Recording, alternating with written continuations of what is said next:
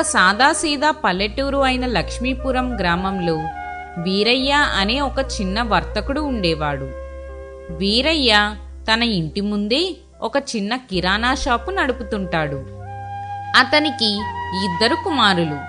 పెద్ద కొడుకు శ్రీనివాస్ తొందరగా ఏదో విధంగా డబ్బు సంపాదించాలని ఆశపడుతూ ఉండేవాడు.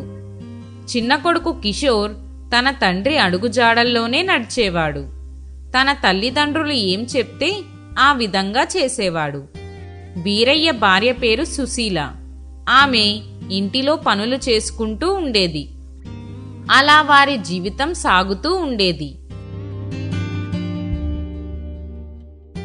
అలా ఒకరోజు తండ్రితో పెద్ద కొడుకు శ్రీనివాస్ ఇలా అంటాడు. నాన్న, ఈ చిన్న కొట్టులో కూర్చొని మనం ఎప్పుడు బాగుపడతాం? నా ఫ్రెండ్స్ అందరూ సిటీలో పెద్ద పెద్ద కార్లలో తిరుగుతున్నారు. మనమేమో ఇంకా ఈ చిల్లర లెక్కల దగ్గరే ఉన్నాము. మనం ఎప్పుడు గొప్పవాళ్ళం అవుతాం నాన్న? ఏదో ఒకటి చేసి మనం డబ్బు సంపాదించాలి. నేను కూడా నా ఫ్రెండ్స్ లాగా సిటీలో పెద్ద పెద్ద కార్లలో తిరగాలి. మిమ్మల్ని కూడా గొప్పగా చూడాలి. నాన్న శ్రీనివాస్, ఎవరి అదృష్టం వారిది. మనం చేసే పనిలో నిజాయితీ ఉంటే ఆ వచ్చే తృప్తి వేరు. తక్కువ వచ్చినా అది మన కష్టార్జితం.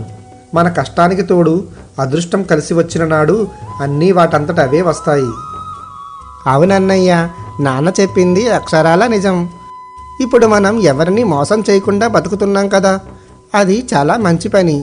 మనకి ఇప్పుడు ఎలాంటి అప్పులు లేవు. ఉన్న దాంట్లో సర్దుకుంటూ సంతోషంగా ఉన్నాం కదా అన్నయ్య. మన ఇద్దరికి ఏదో ఒక రోజు మంచి ఉద్యోగాలు వస్తే అన్నీ వాటంతట అవే వస్తాయి. శ్రీనివాస్ విసుగ్గా తమ్ముడితోటి తండ్రితోటి ఇలా అంటాడు. మీ నీతులు నాకేమీ అర్థం కావు. ఎప్పుడు చూడు మీరు నాకు నీతులు చెప్తూనే ఉంటారు. నాకు ఇప్పటి వరకు మీరు చెప్తున్న నీతుల వల్ల ఒక్క ఉపయోగం కూడా కనిపించలేదు. నాకు కానీ ఏదైనా పెద్ద అవకాశం వస్తే మాత్రం అస్సలు వదులుకోను. ఖచ్చితంగా డబ్బులు సంపాదించి తీరుతాను. అప్పుడే ఆ ప్రాంతంలో ప్రముఖ వ్యాపారవేత్త అయిన విశ్వనాథం గారు ఒక పెద్ద కారులో వస్తారు.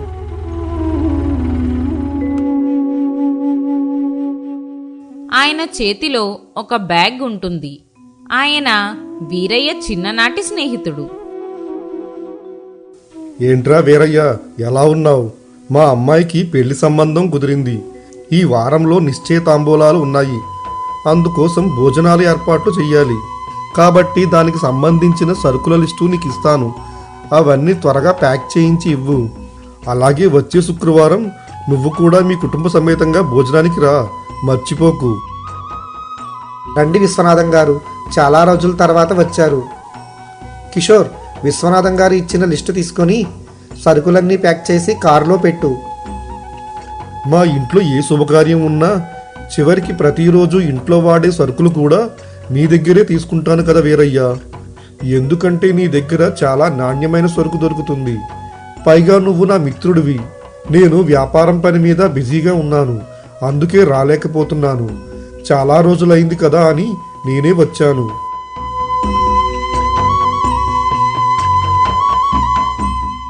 ఇంతలో కిషోర్ శ్రీనివాస్ ఇద్దరూ కలిసి కావలసిన సరుకులన్నీ ప్యాక్ చేసి కారులో పెట్టేస్తారు.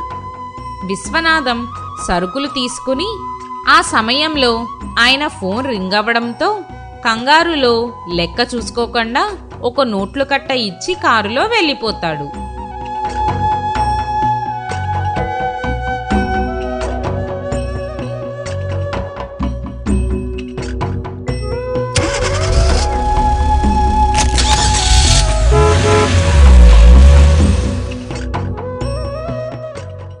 విశ్వనాథం వెళ్ళిపోయాక వీరయ్య ఆ డబ్బులు లెక్క పెడతాడు. అరే, విశ్వనాథం గారు సరుకుల విలువ కంటే చాలా ఎక్కువ డబ్బులు ఇచ్చేశారు. సుమారు 50,000 రూపాయలు ఎక్స్ట్రా ఉన్నాయి.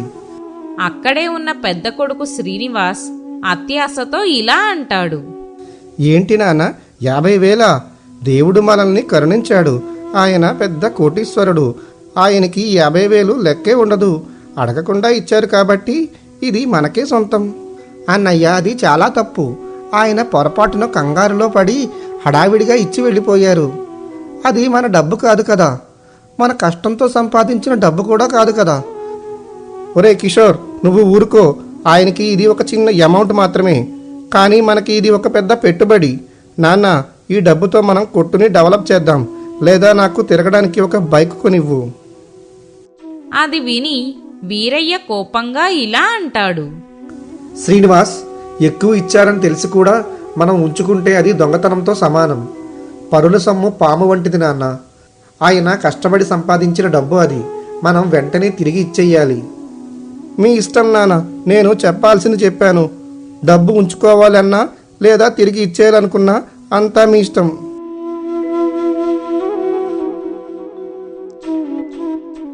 సాయంత్రం వీరయ్య, శ్రీనివాస్, కిషోర్ ముగ్గురూ కలిసి విశ్వనాథం ఇంటికి వెళ్తారు. శ్రీనివాస్ మాత్రం అయిష్టంగానే వెళ్తాడు. ఏంటో ఈ వీరయ్య, మళ్ళీ వచ్చారు. నేను ఏమైనా సరుకులు తీసుకోవడం మర్చిపోయానా కంగారులో? లేదు విశ్వనాథం గారు, మీరు ఇందాక సరుకులకు ఇచ్చిన డబ్బుల్లో పొరపాటున 50,000 ఎక్కువ ఇచ్చారు. ఇవిగోండి మీ డబ్బులు. విశ్వనాథం వీరయ్య నిజాయితీకి ఆశ్చర్యపోయి ఇలా అంటాడు. అవునా వీరయ్య, అర్జెంటుగా ఫోన్ రావడంతో వెంటనే మీ షాప్ నుండి వెళ్ళిపోయాను. నేను ఆ కంగారులో చూసుకోనే లేదు. వీరయ్య, ఈ రోజుల్లో ఇంత నిజాయితీగా ఉండడం చాలా కష్టం. నిజానికి నేను అది చూసుకోలేదు. నువ్వు చెప్పకపోయినా నాకు తెలిసేదే కాదు. తెలిసినా తెలియకపోయినా అది మీ కష్టం విశ్వనాథం గారు. అవి మాకు వద్దు. విశ్వనాథం వీరయ్య పెద్ద కొడుకు శ్రీనివాస్ వైపు చూస్తూ ఇలా అంటాడు. శ్రీనివాస్, మీ నాన్న నిజాయితీ చూస్తుంటే నాకు చాలా గర్వంగా ఉంది. నిజానికి నేను నా కొత్త ఫ్యాక్టరీకి ఒక నమ్మకమైన మేనేజర్ కోసం వెతుకుతున్నాను. ఎంతో మంది చదువుకున్న వాళ్ళు వచ్చారు, కానీ ఎవరిని నమ్మాలో అర్థం కావడం లేదు. శ్రీనివాస్ చాలా కుతూహలంగా మేనేజరా సార్ అని అడుగుతాడు. అవును, మేనేజరే. ఎవరైతే డబ్బు విషయంలో ఇంత నిజాయితీగా ఉంటారో వాళ్ళకే ఆ బాధ్యత ఇవ్వాలి అనుకుంటున్నాను. వీరయ్య, నీ కొడుకు శ్రీనివాస్కి ఆ జాబ్ ఇస్తాను. నా అకౌంట్స్ అన్నీ తనే చూసుకోవాలి. జీతం కూడా నెలకు 50,000 రూపాయలు ఇస్తాను. ఏమంటావు? మీకు ఇష్టమైతే చెప్పండి, వచ్చే నెలలోనే ఉద్యోగంలో చేరవచ్చు. శ్రీనివాస్కి నోట మాట రాక అది ఒక షాక్లా అనిపిస్తుంది. ఏంటి సార్, నాకు జాబా? అది 50,000 జీతంతోనా? అవును, నీకు ఈ అవకాశం వచ్చింది మీ నాన్న నిజాయితీ వల్ల. ఆయన ఆ 50,000 కోసం ఆశపడి ఉంటే నీకు ఈ 50,000 ఉద్యోగం వచ్చేది కాదు. జీవితాంతం తలెత్తుకుని బతికే అవకాశమూ వచ్చేది కాదు. ఆ క్షణంలో తండ్రి మాటలు, తమ్ముడు మాటలు గుర్తుకు వచ్చి తలదించుకుని శ్రీనివాస్ ఇలా అంటాడు. క్షమించండి విశ్వనాథం గారు. నాన్న, నువ్వు కూడా నన్ను క్షమించు. నేను ఆ 50,000 కోసం ఆశపడ్డాను, కానీ నిజాయితీగా ఉంటే అంతకంటే ఎక్కువ గౌరవం, సంపాదన వస్తాయని ఈరోజు అర్థమైంది. నిజాయితీగా కష్టపడితే ఏదో ఒక రోజు ఫలితం ఉంటుందని ఈరోజు అర్థమైంది నాన్న. ఇకపై నేను మీరు ఉన్నట్టే నీతి నిజాయితీగా ఉంటాను అని మీకు మాట ఇస్తున్నాను నాన్న. చూసావా అన్నయ్య, నాన్న ఎప్పుడూ చెప్పేది ఇదే. నీతిగా నిజాయితీగా ఉంటే మన కష్టార్జితమే మనల్ని కాపాడుతుంది. చాలా చాలా ధన్యవాదాలు విశ్వనాథం గారు. ఈరోజు ఒకే సమయంలో మా అబ్బాయికి ఉద్యోగం వచ్చింది. అలాగే వాడికి మంచి బుద్ధి కూడా వచ్చింది. ఈరోజు చాలా సంతోషంగా ఉంది. అలా ఆనందంతో వాళ్ళు ఇంటికి తిరిగి వెళ్తారు. అప్పటి నుండి వారి జీవితం ఎంతో సంతోషంగా, ఆనందంగా ఉండేది.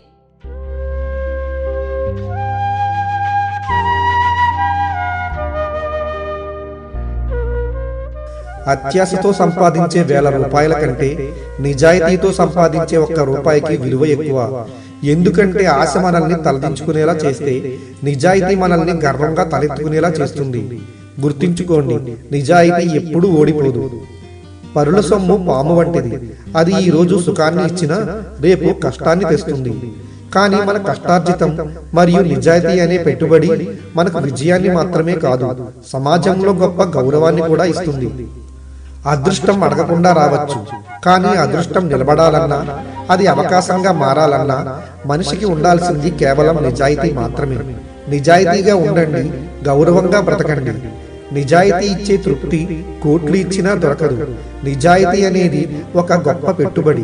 పరుల సొమ్ముకు ఆశపడకుండా ఉంటే దేవుడు మనకు అంతకంటే మెరుగైన అవకాశాలు కల్పిస్తాడు. ఈ కథ మీకు నచ్చినట్లయితే లైక్ చేయండి, షేర్ చేయండి, బంధుమిత్రులతో పంచుకోండి.